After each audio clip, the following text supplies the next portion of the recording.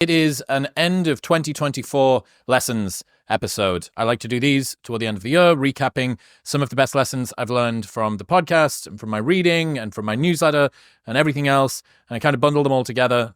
So there'll be some greatest hits that you're familiar with and maybe a lot of stuff that you missed. Apparently, 66% of you only started listening to the show this year, which is pretty wild. Spotify Wrapped told me that. So lots of new things. And yeah, I love doing these. I'm so fired up for today. I fucking love doing these episodes. They're so good.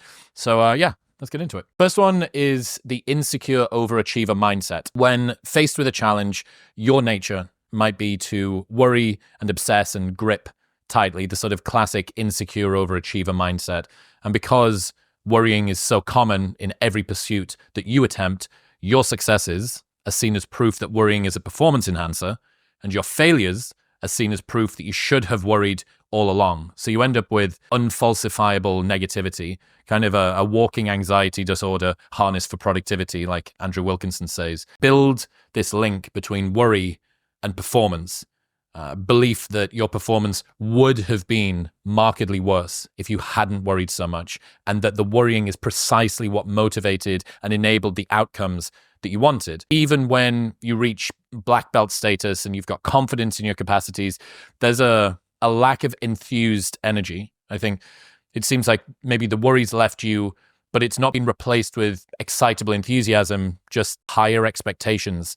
And I have been thinking about this an awful lot this year and kind of want to propose a radical new approach, which is assuming that things will actually go well. Basically, after a while, I don't think the fear is aiding your performance.